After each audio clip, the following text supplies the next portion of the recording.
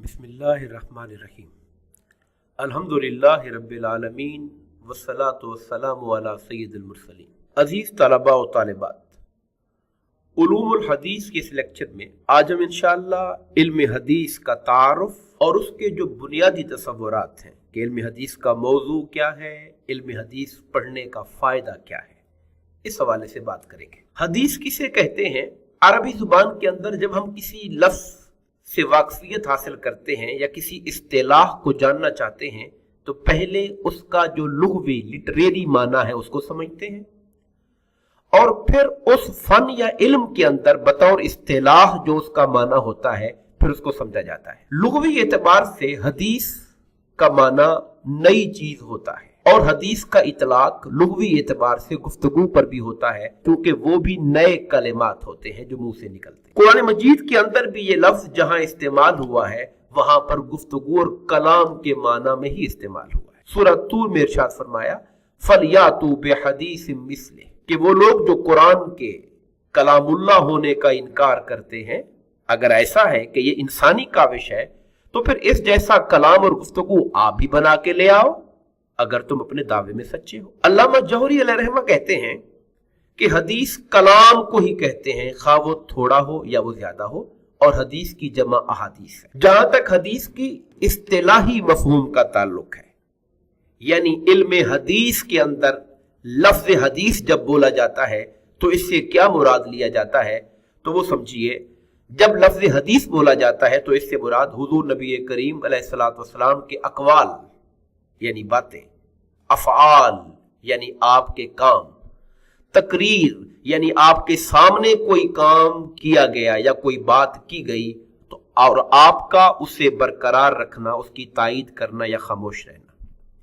इसी तरह हुजूर नबी करीम अलैहिस्सलातु वस्सलाम के अहवाल मुबारक और सिफात मुबारक भी हदीस के ज़ैल के अंदर आती है। हदीस और सुन्नत में क्या फर्क है? मुहद्दिसीन और बिलखुसूस जो मुताखिरीन मुहद्दिसीन है उन्होंने हदीस और सुन्नत को अमूमी तौर पर मुतरादिफ अल्फाज के तौर पर शुमार किया है, यानी ये अल्फाज एक दूसरे की जगह पर इस्तेमाल होते हैं। मगर अगर हम जरा गौर और गहरी निगाह से देखें, ज़ख़ीरा हदीस को परखें, तो हमें मालूम होगा कि हदीस और सुन्नत का अलग अलग अपनी जगह पर अलग से मफहूम भी मौजूद है।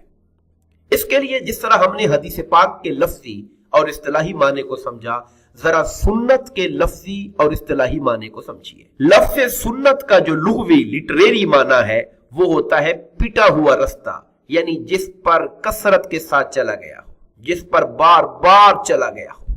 यूं कहिए कि बाज़ लुगत के माहिरीन ने इसका यूं जिक्र किया माना कि वो जो जारी और सारी अमल है, यानी जो रूटीन का अमल है, जिस पे जिंदगी का जिसको हिस्सा बनाया गया है, जो लाइफ के अंदर जारी सारी चल रहा है। और इस्तिलाही एतबार से आप इसे यूं समझिए कि हुजूर नबी करीम अलैहिस्सलातु वस्सलाम की हयात मुबारका में बहुत से वाकयात पेश आए और वो कलमबंद किए जाते रहे या सहाबा किराम अपने हाफजा के अंदर उसे महफूज रखते रहे। वो तमाम वाकयात, वो तमाम बातें, वो तमाम अकवाल और अफ़आल और अहवाल, वो एक ज़ख़ीरा हदीस है बहुत बड़ा। खा हुजूर नबी करीम अलैहिस्सलातु वस्सलाम की नबूवत से पहले के मामलात हो, खा नबूवत के बाद के मामलात हो, खा हुजूर नबी करीम अलैहिस्सलातु वस्सलाम ने अपने से पहले वाली अक़वाम और अंबिया किराम का जिक्र किया हो या आपने अपने बाद आने वाले जमानों का जिक्र किया हो, क़यामत तक के अहवाल को बयान फरमाया हो या आपने कुछ पेशीन गोइयां फरमाई हो, ये तमाम की तमाम बातें हदीस कहलाती हैं चूंकि कौले रसूल है या अमल रसूल है सल्लल्लाहु अलैहि वसल्लम। मगर इन तमाम चीजों के अंदर जो वाकयात पेश आए हैं इन्हें हदीस तो कहा जाएगा, मगर ये सुन्नत नहीं कहलाएंगी। इनमें से सुन्नत वही अमल कहलाएगा जिसे हुजूर नबी करीम अलैहिस्सलातु वस्सलाम ने अपनी रोजमर्रा की जिंदगी का बाकायदा हिस्सा बनाया, जिस पर आपने अपनी लाइफ का पैटर्न सेट किया हो, उसे सुन्नत कहा जाएगा। तो वाकयात का वो बड़ा जखीरा जिसमें तमाम अक़वाल व अफ़आल रसूल मौजूद हैं वो हदीस कहलाएगा। और उस जखीरे में से उम्मत के लिए जो राह अमल मुतय्यन की जाएगी उसे सुन्नत कहा जाएगा। यहां पर मैं ये भी जिक्र करूंगा कि बाद ऐसी अहादीस और रिवायात मिलती हैं जो हदीस तो होती हैं مگر سنت نہیں ہوتی۔ کنسیپٹ کو واضح کرنے کے لیے میں اس کی کچھ مثالیں دینا چاہوں گا۔ مثلا وہ احادیث پاک جو منسوخ ہو گئی، جیسے حضور نبی کریم علیہ الصلوۃ والسلام نے ارشاد فرمایا الوضوء مما مست النار، کہ جو آگ سے پکی ہوئی چیز ہو اس کے کھانے کے بعد وضو کیا جائے گا۔ اب یہ حدیث پاک ہے، حدیث صحیح ہے، اس کا ذکر ہوتا ہے، کتب میں موجود ہے، مگر یہ سنت نہیں، کیونکہ حضور نبی کریم علیہ الصلوۃ والسلام نے بعد ازاں اپنی زندگی کے اندر اس کو لاگو نہیں رکھا۔ آپ نے کئی مرتبہ ایسا ہوا کہ پکی ہوئی چیز کھائی اور اس کے بعد نیا وضو نہیں فرمایا۔ تو یہ حدیث ہوئی مگر سنت نہ ہوئی۔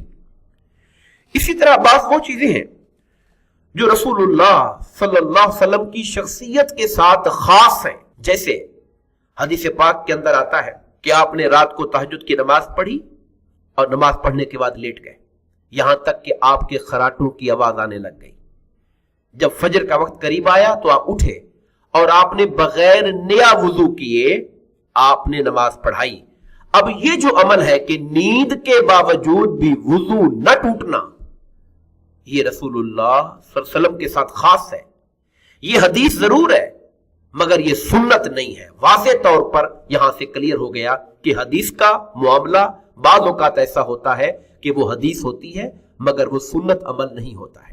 اسی طرح بعض ایسے واقعات بھی احادیث پاک کا حصہ ہیں جو کسی خاص موقع پر کسی خاص مصلحت کی وجہ سے آپ نے کوئی بات کی ہوتی ہے، کسی ضرورت یا مجبوری کی وجہ سے، مگر وہ آپ کی زندگی کا حصہ نہیں ہوتا۔ جیسے حدیث پاک میں موجود ہے کہ کسی مقام پر کسی موقع پر آپ نے کھڑے ہو کر پیشاب کیا۔ اب حالانکہ یہ حدیث پاک ہے مگر یہ سنت نہیں ہے، چونکہ سنت یہ ہے کہ حضور نبی کریم علیہ الصلوۃ والسلام بیٹھ کر یہ عمل فرمایا کرتے تھے۔ اسی طرح حدیث پاک میں یہ بھی موجود ہے کہ آپ نے ایک موقع پر ایک بچی کو اٹھا کر اپنے بازو پر نماز ادا فرمائی۔ یہ حدیث تو موجود ہے مگر یہ سنت نہیں ہے، کیونکہ یہ زندگی کا روزمرہ کا معمول نہیں ہے اور آپ کا جاری اور ساری عمل نہیں ہے۔ جہاں تک حدیث کی اقسام کا تعلق ہے، حدیث کی تعریف میں اجمالاً ان کا ذکر ہوا تھا، ہم تھوڑی ان کی وضاحت کریں گے اور مثال دیں گے۔ جو حضور کے اقوال ہیں، جو قول جو آپ نے بات فرمائی، وہ قولی حدیث کہلاتی ہے، یعنی جس میں حضور نبی کریم علیہ الصلوۃ والسلام کا فرمان ہو، جیسے آپ نے فرمایا انما الاعمال بالنیات، بے شک اعمال کا دار و مدار نیتوں پر ہوتا ہے، کیونکہ یہ قول رسول ہے، فرمان رسول ہے، اس لیے اسے حدیث قولی کہا جائے گا۔ حدیث فعلی وہ ہوگی جس میں حضور نبی کریم علیہ الصلوۃ والسلام کا کوئی عمل صحابی دیکھ کر ذکر کر رہا ہو، جیسے یہ حدیث پاک کہ حضور اذا لبس قمیصا بدا بیمینہ، آپ جب کبھی بھی اپنا قمیص پہنتے تو دائیں طرف سے شروع کرتے، یعنی پہلے دایاں ہاتھ داخل کرتے بازو اور پھر بعد میں بایاں۔ اب یہ عمل رسول ہے، یہ بھی حدیث پاک ہے مگر اسے حدیث فعلی کہا جائے گا۔ تقریری حدیث، جیسا کہ آپ نے پیچھے بھی ذکر کیا کہ حضور نبی کریم علیہ الصلوۃ والسلام کے سامنے کوئی بات کہی جائے یا کوئی کام کیا جائے اور آپ اس کی تائید کر دیں خاموش رہ کر یا باقاعدہ صراحت کے ساتھ، دونوں صورتوں میں وہ حدیث تقریری کہلائے گی۔ میں اس کی مثال دوں گا۔ قول کے ساتھ تائید کرنے کی جو مثال ہے وہ یہ ہے کہ حضرت سلمان رضی اللہ تعالیٰ عنہ حضرت ابو دردہ کے گھر گئے، وہ ساری رات کھڑے ہو کر نماز پڑھتے رہے اور روزہ رکھنے کا ان کا معمول تھا۔ تو انہوں نے ان کو نصیحت کی اور کہا کہ اے ابو دردہ، آپ کی جان کا آپ پر حق ہے، آپ کے گھر والوں کا آپ پر حق ہے، لہذا آپ ہر حقدار کو اس کا حق ادا کریں۔ انہوں نے جا کر یہ بات حضور کو بتائی کہ سلیمان نے مجھے منع کیا ہے کہ میں رات بھر کھڑا رہوں، میری جان کا بھی مجھ پر حق ہے۔ سلیمان نے مجھے ہر روز روزہ رکھنے سے منع کیا چونکہ میرے گھر والوں کا، اہل و عیال کا بھی مجھ پر حق ہے۔ تو حضور نے فرمایا ہاں سلیمان نے ٹھیک کہا ہے۔ اب یہ قول اصلاً تو حضرت سلیمان کا تھا، لیکن جب حضور نبی پاک نے اس کی تائید کر دی قول سے کہ یہ بات ٹھیک ہے، تو اب یہ حدیث رسول کہلائے گی، اسے حدیث تقریری کہا جائے گا۔ عمل سے تائید کی بھی ایک مثال میں آپ کے سامنے رکھوں گا۔ حضرت ابو عبیدہ رضی اللہ تعالیٰ عنہ کو حضور نبی کریم نے کچھ صحابہ کرام کا دستہ دے کر ایک سریہ پر روانہ کیا۔ وہاں ذات دینا ختم ہو گیا، اللہ پاک کی طرف سے ایسا اہتمام ہوا کہ سمندر کے کنارے پر تھے، وہاں سے ایک مچھلی باہر آئی مردہ حالت میں اور باہر پانی نے اس کو پھینک دیا۔ اب صحابہ کرام نے اس مچھلی میں سے کھانا چاہا۔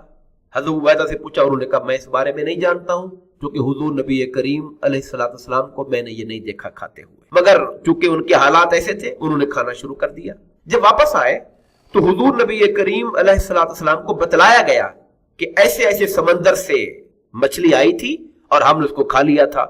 तो हुजूर ने फरमाया, कहाँ है उसका कुछ हिस्सा तुम्हारे पास बचा हुआ है, मुझे भी खिलाओ। अब आपने अपने अमल से तायीद कर दी, उसको खिलाने की और खाने की बात करके आपने गोया इस बात पर मुहर साबित कर दी कि ये काम ठीक है। तो ये भी हदीस तकरीरी कहलाता है। जहां तक वो अहदीस जिनमें हुजूर नबी करीम अलैहिस्सलाम की आदात का बयान हो, अखलाक का बयान हो, या आपके बदनी औसाफ का जिक्र हो, इन्हें बतौर खास शमाइल नबवी का नाम दिया जाता है और ये भी हदीस पाक के जुमरे के अंदर आते हैं। जैसे कोई सहाबी ये रिवायत करें कि कान रसूलुल्लाह सल्लल्लाहु अलैहि वसल्लम अजवदन नास, हुजूर नबी करीम लोगों में सबसे बढ़कर सखी थे। ये हुजूर के वसफ का जिक्र है, आपके अखलाक का जिक्र है, ये भी हदीस पाक है। कोई आका करीम अलैहिस्सलाम के दस्तान मुबारक, आपके हाथ मुबारक की कैफियत बयान करता है कि मैंने हुजूर को हाथ मिलाया, आका करीम अलैहिस्सलाम के हाथों को मैंने ठंडा पाया और खुशबूदार पाया। तो ये हुजूर के बदनी औसाफ का जिक्र कर रहे हैं। इल्म हदीस वो इल्म है जिसमें हमने इससे पहले ये पढ़ा कि हदीस किसे कहते हैं। अब सवाल यह है कि इल्म हदीस से मुराद क्या है। तो इल्म हदीस से मुराद वो इल्म है जिसमें रावी यानी जो हदीस को हुजूर सल्लम के मतन को, आका की बात को बयान करता है, उसे रावी कहते हैं। और रिवायत यानी हुजूर नबी करीम ने जो बात फरमाई जिसको आगे बयान किया जा रहा है, उसे रिवायत कहते हैं। नीचे इसकी मिसाल हम आपके सामने रखेंगे। तो इल्म हदीस वो इल्म होता है जिसमें रावी और रिवायत के हालात मालूम होते हैं और रावी और रिवायत के उन हालात को जानने के बाद हदीस को कबूल करने या फनी तौर पर उसे रद्द करने का फैसला किया जाता है। आप इसको यूं भी कह सकते हैं कि इल्म हदीस से मुराद ऐसे कवायद व ज़वाबित हैं, ऐसे उसूल हैं जिनको जानकर हमें सनद और मतन की मालूमात हासिल होती है।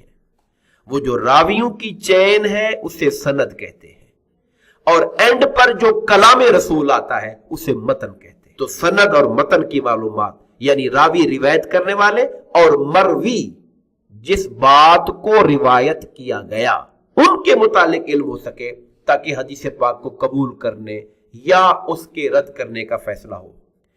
अब देखिए, यह हदीस पाक आपके सामने मौजूद है। इसको हमने दो हिस्सों में बांटा हुआ है। पहले हिस्से का नाम है सनद यानी रावियों की चैन या लड़ी।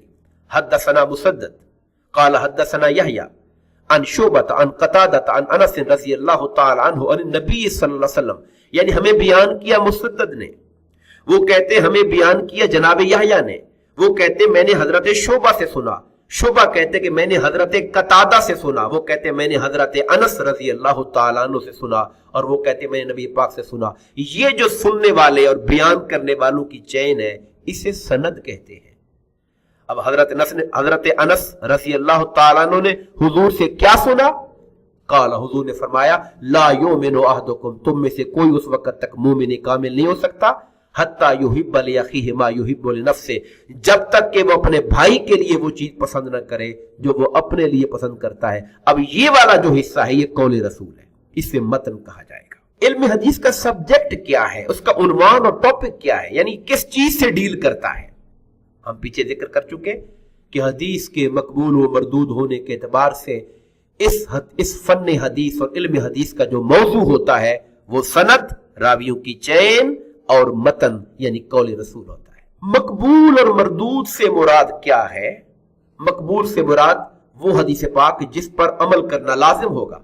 हदीस पाक का सही होना, दुरुस्त होना, उसके रावियों का स्टेटस का तय हो जाने के बाद जब क्लियर हो जाए कि ये बात सही तौर पे हम तक पहुंची है और ये वाकईतन कौल रसूल सल्लल्लाहु अलैहि वसल्लम है, तो फिर वो हदीस मकबूल कहलाती है और अमल वाजिब हो जाता है।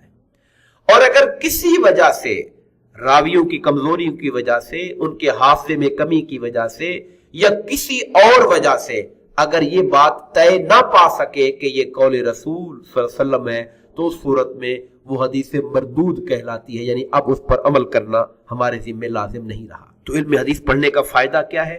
इल्म हदीस पढ़ने से हम ये फायदा हासिल करते हैं कि हम सही और गलत में तमीज कर सकते हैं कि कौन सी बातें हुजूर नबी करीम अलैहिस्सलाम की तरफ درست منسوب کی گئی ہیں اور وہ احادیث مقبولہ ہیں، اور کون سی باتیں ہیں جو شر پسندوں نے یا بعض ایسے لوگوں نے اپنی جہالت کی وجہ سے قول رسول سمجھ کے آگے بیان کر دیا تو اسے مردود قرار دے سکیں گے۔ یہ علم حدیث پڑھنے کے بعد ہم اس قابل ہو سکیں گے۔